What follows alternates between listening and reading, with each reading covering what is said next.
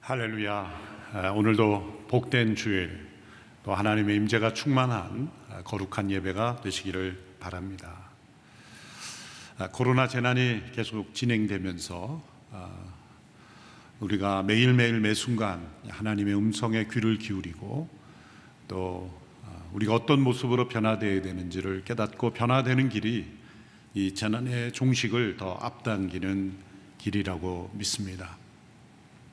특별히 교회가 당하는 여러 안타까운 모습, 또 수치와 수모를 벗는 길은 우리가 하나님 앞에 바로 서는 길입니다. 우리가 영상으로밖에 예배드릴 수 없는 이 기간이 고통스럽고 힘겨운 시간이지만 또 하나님께서 허락하신 이 기간이기에 기쁘게 또 달게 이 고난 속에서 변화되는 우리 모두가 되기를 바랍니다. 여름 선교 아웃리치가 함께 해외로 나가지 못하는 상황이지만 우리 대학 청년들이 비대면 선교의 문을 열었습니다. 328명의 우리 대학 청년들이 20여 개국 42가정의 우리 선교사님들을 돕는, 특별히 선교사 자녀들을 튜터링으로 하는 교육 선교의 사역을 잘 감당했습니다. 하나님께서 이 시대에 새롭게 선교의 문을 여는 또 귀한 사역이 되는 줄로 믿습니다. 함께 참여해 주신 우리 귀한 대학 청년들께 또 감사의 마음을 전합니다. 농어촌 선교팀과 군 선교팀이 이 코로나 시국에서도 해야 할 일을 잘 감당하고 있습니다. 수해를 당한 농어촌 교회, 지역교회, 또 군부대 교회들을 돕는 사역들이 계속 진행되고 있습니다. 오늘의 신문을 여러분들이 홈페이지에서 다운로드 받아서 읽으시면 또 귀한 간증들, 또 감사의 편지들이 담겨져 있습니다. 우리 더 멋진 세상에서는 계속해서 지구촌의 코로나 재난 가운데 있는 이웃들을 돕고 있습니다.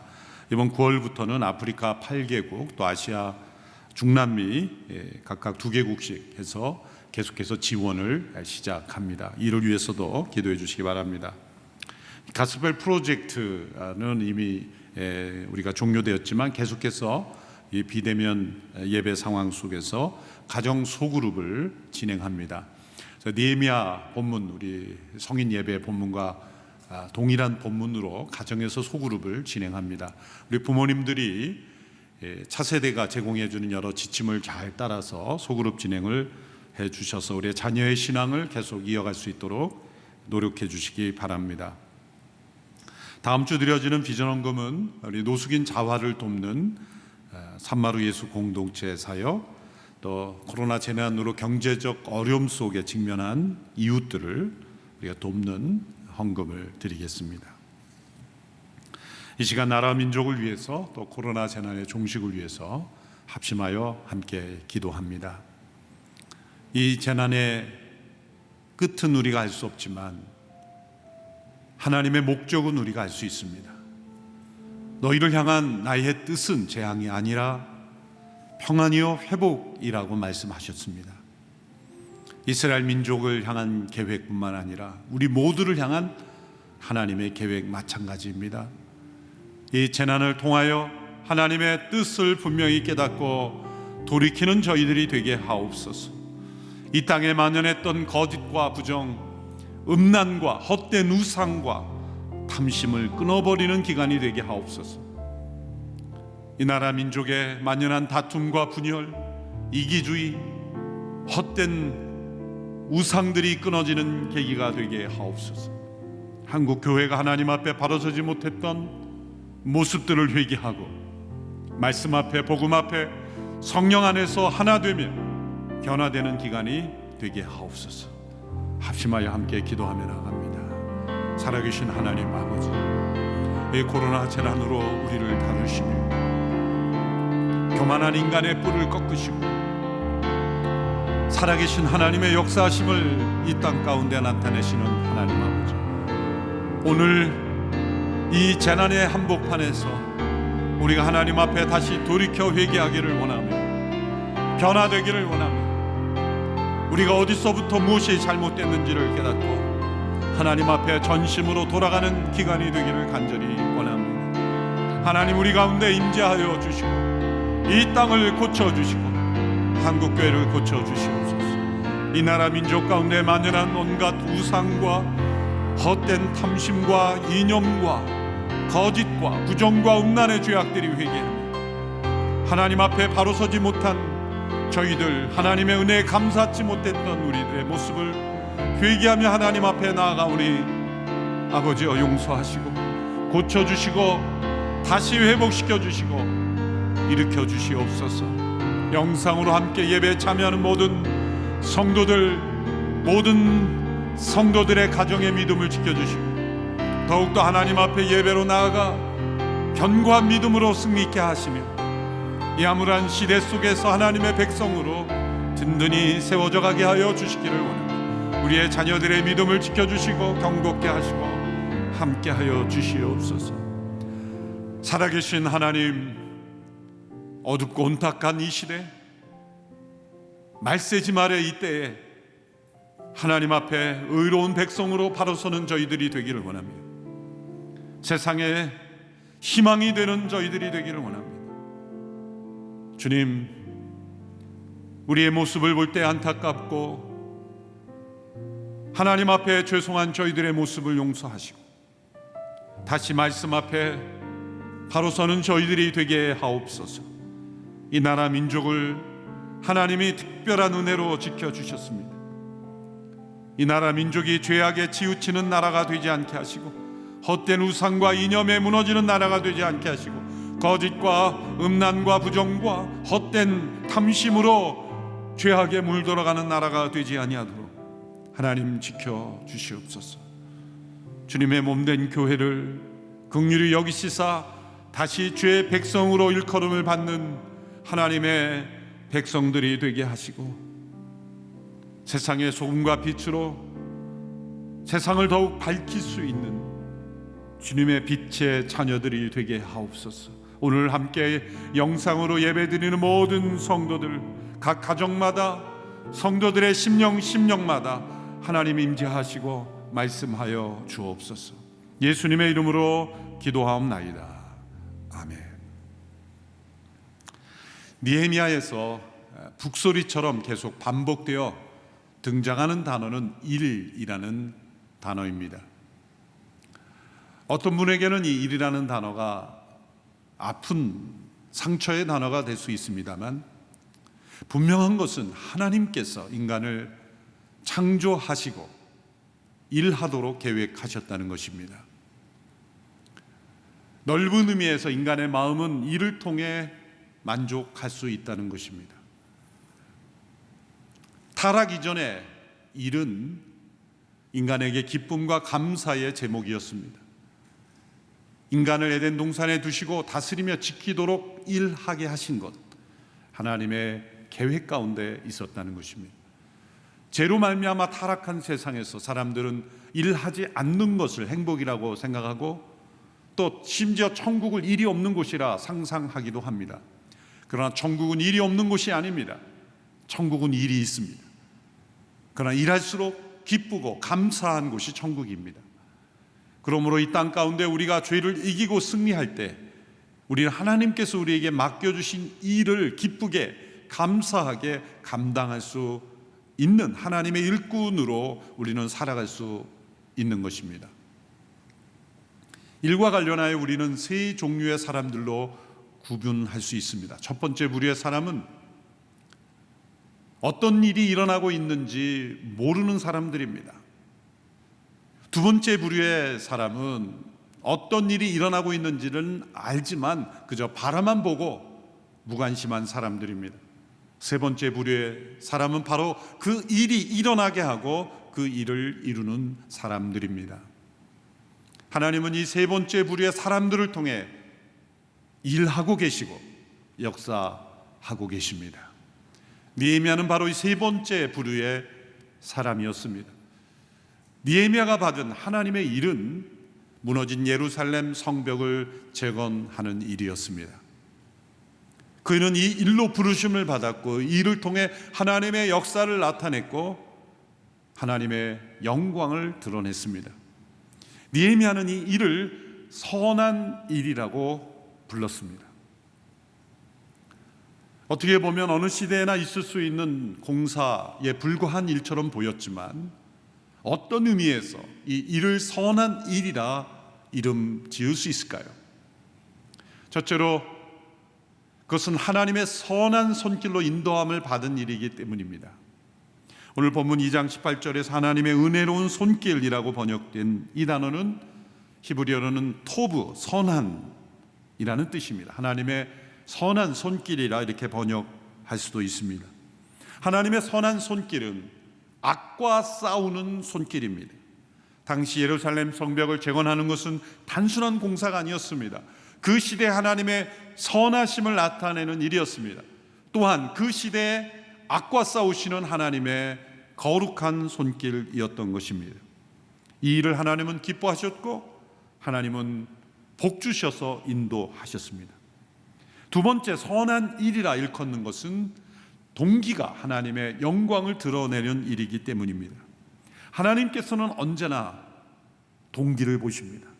사람들은 겉모양을 보지만 하나님께서는 동기를 보십니다. 그 마음의 순수한 동기가 하나님의 영광을 위한 것일 때 어떠한 고난, 어떠한 장애물도 이길 수 있습니다. 동기가 순수하지 않은 일은 대개 어려움이 닥치게 되면 포기하고 중단하게 됩니다. 그러나 동기가 순수한 일, 하나님의 영광을 위한 일은 절대로 포기되지 않습니다. 하나님이 함께 하시기 때문입니다. 도리어 고난이 다가올수록 더 큰 반전의 역사가 나타나고 문제가 더 심각할수록 하나님의 더 큰 영광이 나타나게 됩니다. 그것이 바로 선한 일의 특징입니다. 세 번째로 선한 일이라 말할 수 있는 까닭은 자발적인 희생으로 참여한 일이기 때문입니다. 느헤미야는 힘들고 어려운 이 일에 자발적으로 참여했습니다. 누군가 요청한 것이 아닙니다. 백성들이 요청한 것도 아닙니다. 그는 이 시대에 그에게 주어진 이 일을 하나님께서 기뻐하신 일이라 확신했고 이 일에 자신을 헌신했습니다. 인간적으로 말하자면 그는 할 필요가 없는 일이었습니다. 느헤미야는 그 아닥사스다 왕 곁에서 안전하고 평안한 안락한 삶을 누리고 있어도 누가 뭐라고 할 수 없었습니다. 그러나 그는 자발적으로 이 일에 참여했습니다. 엄청난 헌신이 요구되는 이 위험한 일에 그는 기쁘게 참여했습니다. 그래서 이 일은 선한 일이라 이렇게 이름 지을 수가 있는 것입니다. 이렇게 선한 일을 행하는 사람에게는 확신이 있습니다. 상황이 아무리 힘들고 어려워도 포기되지 않는 확신이 있습니다. 바로 느헤미야에게도 이 확신이 있었죠. 오늘 보면 2장 20절의 말씀을 보면 느헤미야는 이런 확신이 있었습니다. 하나님께서, 하늘의 하나님께서 우리를 위해 이 일을 꼭 이루어 주실 것이다. 성벽 재건은 주의 종인 우리의 할 일이다. 이 확신이 선한 일을 행하는 사람에게는 있습니다. 다른 사람에게는 보이지 않는 이 확신, 돈으로, 지식으로, 경험으로 살 수 없는 이 확신, 하나님으로부터 오는 이 확신, 자신의 내면에서 흘러넘치는 이 확신, 이것이 선한 일을 행하는 자에게 주시는 하나님의 임재의 특징입니다. 하나님께서 이 일을 이루어 주실 것이다. 그리고 이 일이 바로 우리가 해야 할 일이다 라는 이 확신, 이 확신은 평안을 줍니다. 아무리 상황이 어둡고 힘들어도 이 확신에서 나오는 평안은 세상이 빼앗아갈 수 없습니다. 우리에게 이런 확신이 있는 일이 있습니까? 하나님이 이루어 주실 것이며 또한 우리가 해야 할 일이라는 이 확신이 우리에게 있습니까? 오늘 이 시대에 주님께서 우리에게 맡겨주신 지상 명령에 순종하는 것, 이 일이 선한 일인 까닭은 이 마지막 시대에 복음이 온 세상에 전해져야만 하는 이 일이 아무리 힘들고 어려워도 어떠한 희생이 따른다 할지라도 포기될 수 없는 것은 우리가 해야 할 일이며 또한 하나님께서 이루실 일이기 때문입니다.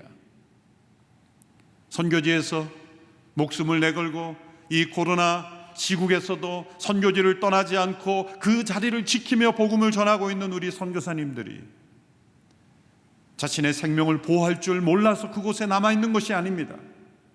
내전이 일어나고 극심한 기근이 있는 그 지역을 떠나지 않는 이유는 이 확신 때문입니다.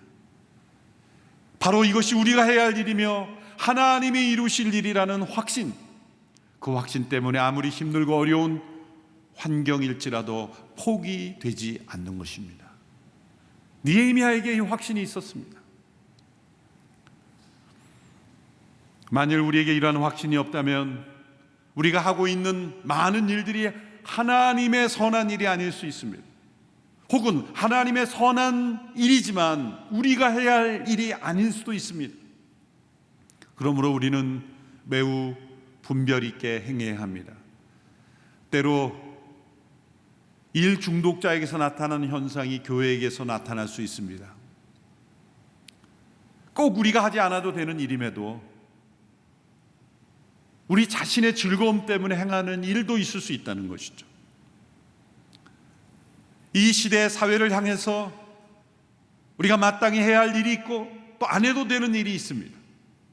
선한 일이라고 하는 바로 그 관점에서 우리가 마땅히 해야 할 일은 우리가 생명을 걸고 또한 어떤 희생이 치러질지라도 우리는 해야 하는 것입니다. 하나님의 창조 질서를 지키는 일, 하나님의 이름이 더럽혀지지 않도록 하는 일, 이 사회가 하나님의 질서로 움직이도록 하는 일, 그런 의미에서 포괄적 차별금지법의 제정 시도를 반대하는 일은 저는 선한 일이라고 확신합니다. 평안이 있습니다. 대한민국의 모든 성도들이 다 일어나 반대해야 할 일입니다. 왜냐하면 이 법이 만드는 세상은 너무나 끔찍하기 때문입니다. 우리 개개인의 신앙의 자유를 뛰어넘어 사회의 자유, 개인의 자유뿐만이 아니라 이미 유럽과 미국에서 일어나고 있는 끔찍한 일들을 만들어낼 수 있는 그런 법이기 때문이죠. 우리가 선한 일을 하고 있는지, 또한 노숙인, 장애인, 또한 탈북민, 이주민, 고통 속에 있는 연약한 이웃들을 품고 섬기는 일, 우리나라에 찾아온 수많은 이주민들, 탈북민을 비롯한 250만 명이 넘는 이주민들을 과연 우리가 마음으로 품고 환대하고 있는지, 사랑하고 있는지, 축복하고 있는지, 그들을 변화시키기 위하여 노력하고 있는지, 이 또한 선한 일이라고 확신합니다. 복음을 온 세상에 전하는 일, 이 시대가 하나님의 창조 질서에 합당하게 변화되도록 노력하는 일, 또한 이 시대에 하나님께서 보낸 수많은 이웃들, 지구촌 이웃들을 우리가 품고 변화시키는데 헌신하고 있는지, 또한 우리의 다음 세대들에게 복음을 전하기 위해 노력하는 모든 일들, 저출산의 위기를 극복하게 하는 일들, 우리 모두가 이 일을 다 할 수는 없습니다. 그러나 하나님께서 우리에게 맡겨주신 일이 있다면 그 선한 일에 우리가 확신을 가지고 참여해야 하는 것입니다. 에베소 2장 10절의 말씀을 기억해야 합니다. 우리는 하나님께서 미리 예비하신 선한 일들을 위해 그리스도 예수 안에서 창조된 하나님의 피조물입니다. 하나님께서는 우리가 선한 일들을 행하며 살기를 원하십니다. 그리스도 예수 안에서 우리를 창조하신 목적, 또한 우리를 그리스도 예수 안에서 새로운 피조물이 되게 하신 것, 그것은 하나님의 선한 일로 우리를 부르신 것입니다. 느헤미야는 그 시대에 하나님의 선한 일을 분별했고 그 일을 구했고 4개월 동안이나 계속 기도했고 하나님의 기회를 붙잡았고 그리고 헌신했습니다. 그 결과 그는 아닥사스다 왕의 마음을 움직일 수 있었습니다. 그리고 지원을 받아 예루살렘으로 돌아왔습니다. 그는 첫 번째 관문을 통과한 것입니다. 그러나 그에게 두 번째 관문이 남아 있었습니다. 그것은 그와 함께 이 비전, 이 선한 일에 참여할 백성들의 마음을 움직이는 것, 그것이 두 번째 관문이었습니다. 왕의 마음을 움직이는 것과 마찬가지로 백성들의 마음을 움직이는 것도 매우 어려운 장벽이었습니다. 세 가지의 장벽이 있었기 때문입니다. 첫 번째는 그 백성들의 과거의 패배, 그 패배의 역사가 첫 번째 장벽입니다. 성벽 제거는 느헤미야가 처음 시도하는 일이 아닙니다. 이미 1차, 2차 귀환한 백성들이 나름대로 시도해 보았을 겁니다. 성전을 재건하는 일이 이미 이루어졌기 때문이죠. 그러나 성전 재건도 1차로 귀환한 백성들이 시도했지만 기초만 놓고 16년 동안이나 방치된 일이 있었습니다. 하나님께서 보내신 학개 스가랴 선지자를 통하여 성전이 재건되었지만 성벽 재건까지는 이르지 못한 것입니다. 2차로 귀환한 백성들도 마찬가지입니다. 이미 90년 전에 시작된 일들이 여러 차례 시도되었지만 포기된 이유는 무엇입니까? 외부의 방해가 주된 이유가 아닙니다. 분명 대적하고 방해하는 사람들이 있었습니다. 그러나 그보다 더 중요한 이유는 백성들의 마음입니다. 우선순위입니다. 그들의 신앙입니다. 그들은 성령의 감동을 받아 예루살렘으로 귀환했지만 현실을 부딪히니 자신들의 삶이 더 중요했던 것입니다. 성전이 재건되고 성벽이, 공동체가 올바로 회복되는 것보다 자기 자신의 삶이 더 중요했던 것이죠. 나라와 민족이 망하는 길은 간단합니다. 각자 자기 이기주의에 빠지는 것, 나라가 망하는 첩경입니다. 공동체 전체의 성벽이 세워지고 모두가 함께 세워질 수 있는 길을 외면하고 각자 자신의 이기주의에 빠진다면 그 나라 민족은 오래 버틸 수가 없습니다. 이스라엘 백성들이 포로에서 귀환했지만 이미 1차, 2차에 걸친 그런 귀환의 과정을 통해서도 성벽은 재건되지 않았습니다. 어떤 의미에서는 이제 관심이 없는 겁니다. 그것이 바로 수치의 모습입니다. 수모당하는 이유입니다. 느헤미야는 바로 그들의 식어진 마음을 일으켜야 했고 방치된 그 성벽을 다시 쌓아 올리는 일, 그것은 과거의 패배의 역사를 뒤집어야 하는 장애물이 되었던 것입니다. 두 번째는 느헤미야 자신에게 일어나는 변화입니다. 느헤미야가 아닥사스다 왕의 곁에 오랫동안 페르시아의 관리로 일할 때 있었던 그 안락함, 안정감, 또 페르시아의 관료로 있을 때와 이제는 예루살렘 성벽을 재건하는 일은 행정가요, 또한 건축가요, 때로는 군대 장관과 같은 역할을 해야 되는 자기 자신의 엄청난 변화를 일으켜야 하는 일이었기 때문입니다. 고대로부터 지금까지 건축은 막 지을 수 있는 게 아닙니다. 매우 정교한 과학적 기술이 필요한 일이죠. 느헤미야는 건축가로서의 일을 시작해야 한 것입니다. 더군다나 대적들과 맞서 싸우는 그런 군대 장관과도 역할을 하는 그런 그 시대의 소명에 자기 자신을 변화시키는 일을 해야만 했던 것이죠. 세 번째 장벽은 이 선한 일을 방해하고 대적하는 세력들이 있었다는 것입니다. 19절에 보면 이 대적 세력의 중심이 되는 세 사람의 이름이 소개되고 있습니다. 호른 사람 산발랏, 암몬 사람 도비야, 아라비아 사람 게셈입니다.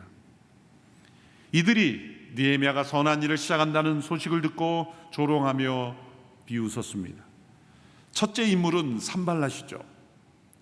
그 이름은 바벨론 이름입니다. 왜 바벨론 이름을 사용하셨을까요? 정치적 이유이죠.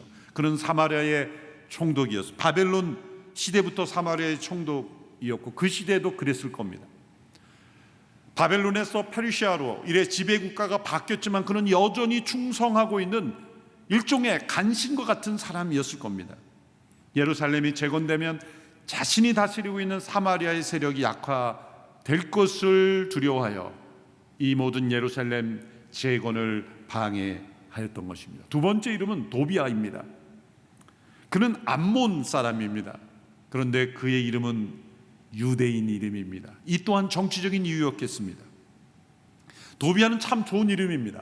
우리가 선하다고 할 때 토부, 좋다라는 의미의 토부가 들어있는 이름이죠. 야는 여호와입니다. 여호와는 선하시다 라는 이름의 뜻입니다. 암몬 사람이 유대인의 이름을 선택한 것 또한 정치적인 목적, 유대 지도자들과 친밀한 관계를 통하여 이권을 얻으려는 속셈이었을 것입니다. 그래서 그는 이 반대를 내부로부터, 유대 지도자들의 내부로부터 이 일이 이루어지지 않도록 하였을 것입니다. 세 번째 이름은 게셈, 아라비아 사람입니다. 그는 이방인이었지만 산발라 도비아보다도 훨씬 더 넓은 지역에 영향을 미쳤던 모압, 에돔까지 그렇게 영향을 미쳤던 이방인이었습니다. 바로 이러한 사람들의 정체는 뭘까요? 공통점은 무엇일까요? 그것은 자기 이익입니다. 세상은 각자 말이 많은 것 같지만 자기 이익에 맞으면 언제든지 하나 될 수 있는 것이 세상입니다.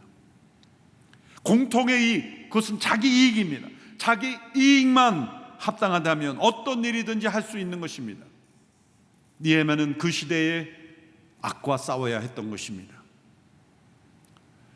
느헤미야가 처한 이 모든 장애물들, 백성들을 움직여 이 선한 일에 참여하도록 하는 일에는 동서남북 360도 전 방향으로부터 오는 장애물이 있었던 겁니다. 자기 스스로도 큰 변화를 이루어야 합니다. 해보지 않은 일을 해야 합니다. 하기 싫은 일을 백성들로 하여금 참여하게 해야 됩니다. 하지 못하게 하는 주변의 방해로부터 막아야 합니다. 한 번도 해보지 않은 건축의 일을 이루어야 되며, 당시의 성벽들이 돌들이 다 골짜기에 무너져 내려져 있는 그 돌들을 다시 올려서 재건하는 일은 새로 쌓는 것보다 더 어려운 일이었을 것입니다. 얼마나 어려운 일입니까? 그러나 느헤미야가 바라봤던 것은 하나님의 선한 일이라는 이 확신, 하나님의 선한 손길이 함께하고 있음을 경험하고 있는 그 믿음, 또 모든 상황은 죄악이지만 하나님의 역사하심으로 하나님이 나를 통하여 이 선한 일을 이루신다는 그 소망 때문에 그는 이 일을 시작했던 것입니다. 본문의 말씀을 통해서는 이 엄청난 장애물을 극복하고 느헤미야가 선한 일을 이룰 수 있었던 중요한 비결의 일부를 우리에게 소개하고 있습니다. 오늘 본문 11절 12절의 말씀입니다. 나는 예루살렘으로 가서 그곳에서 3일 동안 머물렀습니다. 그러던 중 밤에 몇 사람을 데리고 순찰을 나갔습니다. 나는 내 하나님께서 내 마음에 예루살렘을 위해 할 일을 정해두신 것을 아무에게도 말하지 않은 상태였습니다. 내가 타고 있던 말 외에는 탈 것도 없었습니다. 두 개의 단어 문장에 주목해야 합니다. 첫째는 밤에라는 단어입니다. 오늘 본문에서 이 단어가 3번 반복되죠. 12절, 13절, 15절입니다. 그는 밤에 정찰을 다녔습니다. 이 밤은 정찰에 적합한 때가 아니죠. 조명 시설이 되어 있는 시대도 아니고 달빛만을 의존해서 정찰을 하는 이 모습은 정상적인 모습은 아닙니다. 그러나 그가 이 밤에 정찰한 이유는 매우 지혜로운 선택이요 뱀처럼 지혜로운 지도자의 지혜인 것입니다. 그가 밤에 움직여야 될 필요성은 너무나 자명했습니다. 왜냐하면 느헤미야가 예루살렘에 왔을 때 홀로 조용히 온 것이 아닙니다. 군대 장관 마병들을 대동하고 또 필요한 물자까지 지원을 받아 예루살렘 그 작은, 오늘 이 시대로 말하면 아주 작은 마을과 같은 그 타운에 느헤미야 일행이 도착했을 때 사람들은 웅성거렸을 겁니다. 그리고 늘 예루살렘이 재건되지 않기를 바라는 대적들에게도 보고됐을 겁니다. 느헤미야 일거수 일투족이 다 사람들에게 감시를 받고 있었을 겁니다. 바로 이때 불필요한 논쟁, 불필요한 소모전을 하지 않고 필요한 준비를 하기 위해서 그는 밤에 정찰을 하였던 것이죠. 본문에는 말을 탔다고 했지만 사실은 숨소리가 크지 않은 나귀였을 것이 더 정확한 해석입니다. 지금 중요한 것은 선한 일을 이루는 것이지 대적들과 싸우는 것이 아니기에 대적들과 불필요한 갈등을 유발할 수 있는 것을 최소화하기 위한 뱀처럼 지혜로운 선택입니다. 그래서 밤에 움직인 겁니다. 선한 일을 행하는 지도자는 이렇게 불필요한 갈등을 최소화하고 해야 될 일에 집중하기 위해 다른 이들이 잠잘 때에 깨어있고 또한 다른 사람들이 쉴 때 일하는 것입니다. 두 번째 주목할 것은 그가 아무에게도 말하지 않았다는 것입니다. 12절과 16절에 다른 어떤 사람에게도 앞으로 하게 될 일을 말하지 않았다. 지도자의 가장 큰 약점은 말이 앞선다는 거죠. 저도 어떤 일을 계획할 때 말이 앞설 때가 종종 있습니다. 그럴 때 보면 일이 잘 안 될 때가 많습니다. 말하기 전에 있어야 될 분명한 비전, 계획, 그리고 실현 가능성, 얼마나 그것을 지도자가 분명하게 파악하는가가 혼란을 줄일 수 있고 그 선한 일이 역사될 수 있는 것입니다. 선한 일을 이끄는 지도자는 다른 사람을 움직이기 전에 먼저 자신을 움직입니다. 다른 사람에게 말하기 전에 자신이 움직이고 하나님으로부터 감동을 받고, 사람에게 말하기 전에 하나님께 말씀드리고, 사람과 의논하기 전에 하나님과 의논하고, 고독한 밤에 그 비전이 분명하게 잉태되는 것입니다. 선명하게 그려지는 것입니다. 많은 사람들이 느헤미야가 왔을 때 그에게 질문했을 거예요. 왜 느헤미야가 왔는지 궁금했을 겁니다. 어쩌면 친척들, 지인들도 있었을지 모릅니다. 그러나 느헤미야는 아무에게도 말하지 않았다. 아무에게도 말하지 않는 이 기간이 바로 선한 일이 열매 맺기 위한 아주 중요한 기간인 것입니다.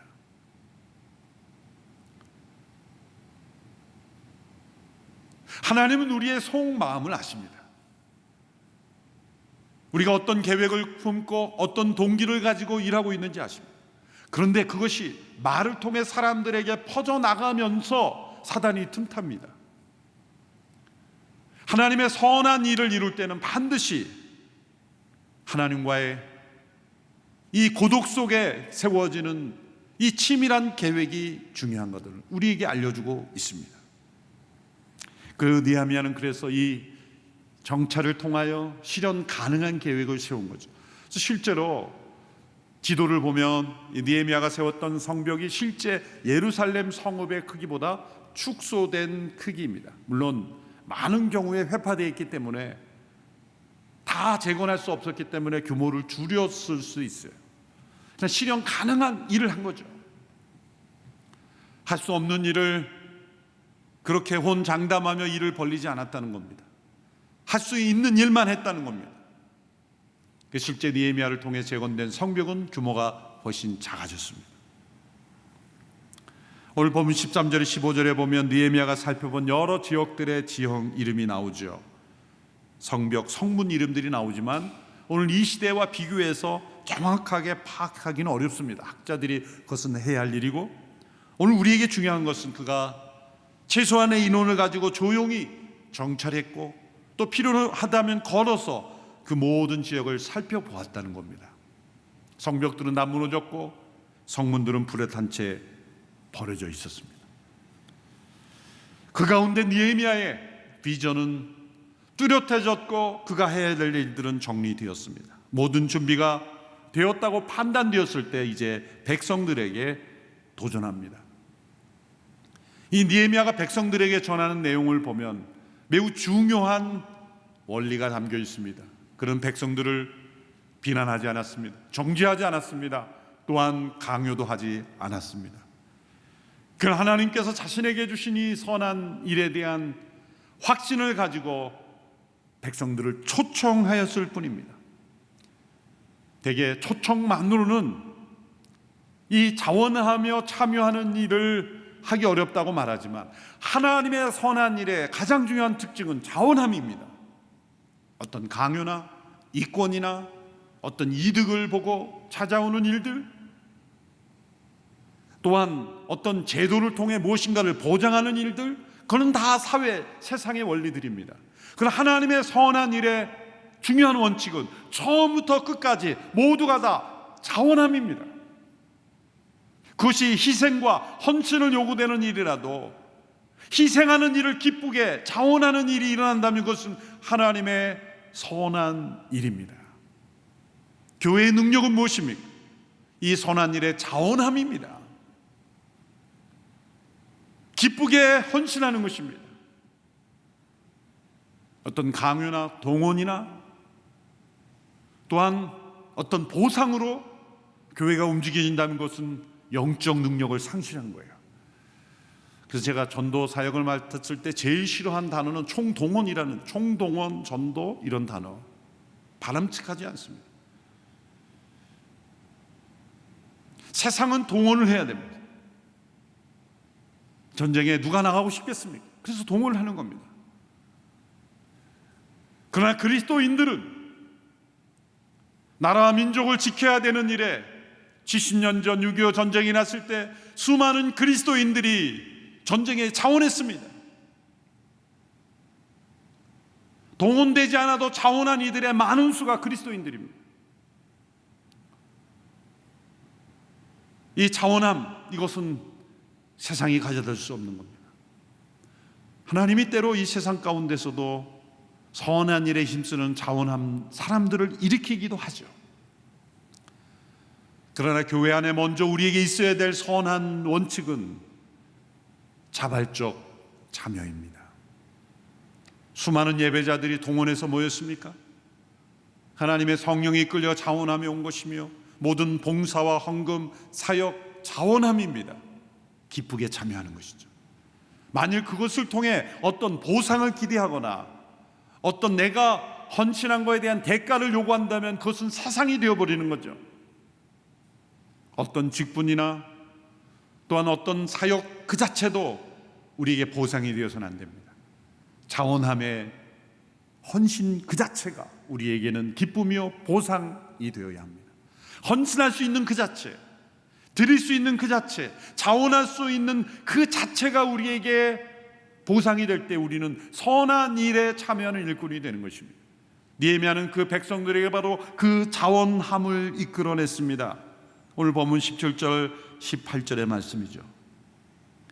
구은하는 그들에게 말했습니다. 우리가 당면한 고난은 여러분이 보는 바와 같소. 예루살렘은 폐허가 됐고 그 성문들은 불에 타버렸소. 자, 이제 우리가 예루살렘 성벽을 재건합시다. 그러면 우리가 다시는 수치를 당하지 않을 것이요, 나는 또한 내 하나님의 은혜로운 손길이 내게 있는 것과 왕이 내게 말한 것을 그들에게 말해 주었습니다. 그들이 대답했습니다. 우리가 재건을 시작합시다. 이렇게 그들은 이 선한 일을 시작했습니다. 이 선한 일은 느헤미야 그 백성들 가운데 우리가 이 일을 재건합시다 라는 고백으로 동일한 멜로디로 울려 퍼지고 있습니다. 느헤미야는 그 백성들에게 세 가지 중요한 의식을 일깨웠습니다. 첫째는 지체의 의식입니다. 공동체 의식이죠. 느헤미야는 모든 말에 우리가 라는 단어로 자주 사용하고 있습니다. 1장에서 그가 회개에 기도할 때도 우리가 범죄했습니다. 조상들의, 엄밀히 말해서는 조상들의 죄에 대한 대가로 지금 이렇게 처참한데도 우리가 범죄했다 그랬습니다. 지금 이 일을 재건할 때도 우리가 해야 할 일이라는 단어를 사용하고 있습니다. 이 공동체의식, 오늘 한국교회에 일어난 이 수치스러운 모습, 우리의 모습입니다. 물론 더 큰 문제가 되는 그런 사람들, 그런 지도자들, 그런 교회들이 있습니다만은 우리의 모습이라고 여겨야 회복이 되는 거예요. 우리의 문제입니다. 우리의 회개해야 될 일이고 우리가 변화해야 될 문제, 우리에게도 그러한 모습이 있다는 것, 지체의식을 가질 때 회복이 되는 겁니다. 2차 대전 때 영국의 군사력이 위기에 몰렸을 때 윈스턴 처칠의 수상 연설은 매우 유명한 연설이죠. 전쟁을 승리로 바꿀 수 있었던 연설로 알려집니다. 일부를 읽어드립니다. 내가 약속할 수 있는 것이라고는 피, 수고, 눈물 그리고 땀밖에는 없습니다. 우리의 목표가 무엇입니까? 그것은 승리라고 말할 수 있습니다. 어떠한 대가를 치르고서라도 얻는 승리, 어떠한 두려움이 닥쳐온다 해도 우리는 승리를 얻어야 합니다. 우리는 어떤 희생을 치르고라도 우리의 섬을 수호할 것입니다. 우리는 해안에서 싸울 것이고 들판과 거리에서 싸울 것입니다. 우리는 절대로 항복하지 않을 것입니다. 지도자가 약속한 보상은 피, 땀, 수고, 눈물밖에 없다는 겁니다. 희생 그 자체입니다. 그런데 어떻게 그 희생으로 수많은 사람들의 용기를 불러일으킬 수 있습니까? 우리라는 공동체 의식이에요. 우리가 함께 싸워야 될 싸움입니다. 한국교회 안에 회복되어야 될 이 지체 의식, 공동체 의식, 오늘 이 시대에 우리가 회복돼야 될 의식입니다. 두 번째, 느헤미야는 그 백성들에게 역사적인 정체성을 다시 확인시켜 주었죠.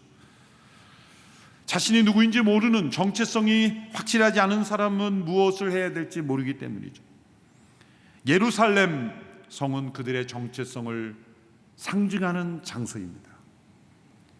아브라함의 후손들을 갈대아 우르에서 이끌어 광야를 지나 하나님이 택하신 장소로 이끈 곳, 바로 그것이 예루살렘이죠. 그곳에서 메시아가 십자가에 못 박히셨고, 그곳에 성전이 세워졌고, 그 예루살렘이 보여주고 있는 모든 상징은 하나님과 우리와의 관계입니다. 그래서 예루살렘이 무너진 것이 중요하다는 거죠. 느헤미야가 아닥사스다 왕에게 허락을 받을 때 예루살렘은 조상들의 성이라고 해서 그 신앙의 정체성을 강하게 부각하기보다는 이 이방 왕이 이해할 수 있는 언어로 지혜롭게 설명했죠. 그러나 그 백성들에게는 이 예루살렘 성이 폐허가 되어 있다. 이 예루살렘 성이 공경과 수치, 능욕을 받고 있다. 이 정체성, 역사의식을 불러일으킨 것입니다. 다니엘이 예루살렘을 향하여 창문을 열고 3번씩 기도한 것은 예루살렘 성을 우상으로 숭배한 것이 아니죠. 그 예루살렘을 통하여 함께 하신 하나님을 향하여 기도할 때 그 예루살렘이 의미가 있었던 것 아니겠습니까? 바벨론의 강가에서 슬피 울며 노래하던 그 백성들의 주제는 바벨론의 백성들의 주제는 바로 예루살렘이었고, 시편의 많은 찬양들도 예루살렘이었고, 그것은 그들의 하나님과의 관계를 설명해 주는 정체성의 의미를 담고 있기 때문입니다. 세 번째, 느헤미야는 하나님의 임재 의식을 불러일으켰습니다. 느헤미야는 자신이 체험한 하나님의 도우심에 대하여 간증했습니다. 이 일은 하나님께서 기뻐할 수 있는 일이요 축복하셨고 인도해 주신 길입니다. 아닥사스다 왕의 마음이 움직였고 필요한 물자를 제공받았습니다. 그러나 분명히 이 일을 방해하는 세력이 나타날 것입니다. 그럼에도 불구하고 이 일은 바로 우리에게 맡겨주신 하나님의 일입니다. 하나님이 이 일을 기뻐하시고 인도하셨습니다. 이 간증이 백성들의 마음을 움직입니다. 느헤미야 마음속에 있는 이 확신이 백성들에게 전염되는 것이죠. 선한 일에는 반드시 이런 전염이 있습니다. 우리가 함께 이루어야 될 일이라는 지체의식, 또한 우리가 우리의 역사 속에 하나님의 행하시니 정체성의식, 또 이 일에 하나님이 함께 하신다는 그러한 하나님의 임재의식이 우리 가운데 있을 때 우리 하나 될 수 있습니다. 한국교회 성벽이 무너졌습니다. 그러나 우리는 반드시 재건할 수 있습니다. 우리 역사를 되돌아보면 너무나 이스라엘 백성들과 흡사합니다. 전쟁의 잿더미에서 이 민족을 건져주시고 교회를 통해 이 민족의 번영과 부흥을 일으켜 주셨고, 교회를 통한 하나님의 역사가 분명했습니다. 이 나라 민족이, 대한민국이 건강하게 선하게 변화되는 데 교회가 있었습니다.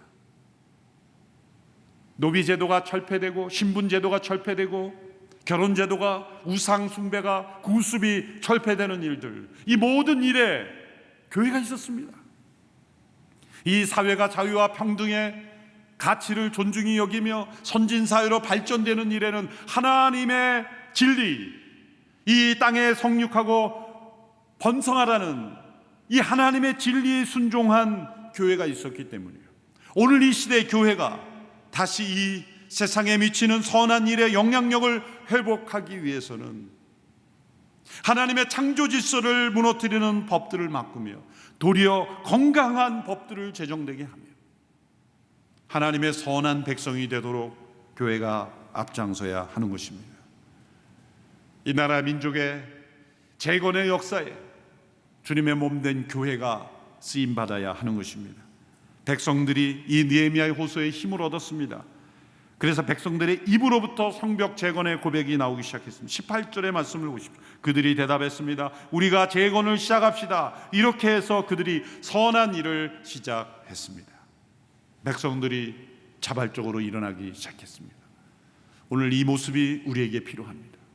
오늘 우리에게 이러한 역사가 필요합니다.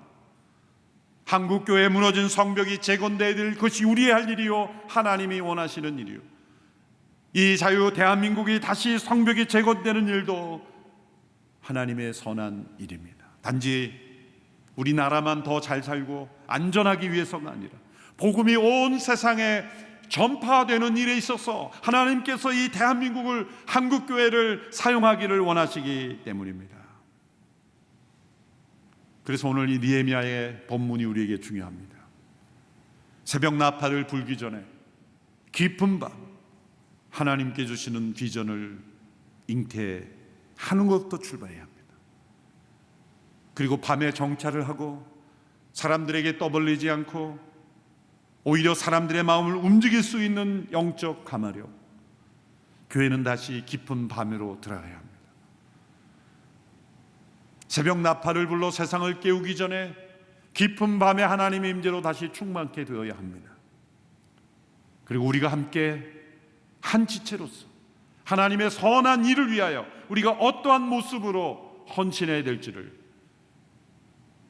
함께 모이지 못하는 이 깊은 밤과 같은 기간 동안 하나님께서 우리 모두를 다시 일깨워 주시기를 기도드립니다. 기도하겠습니다.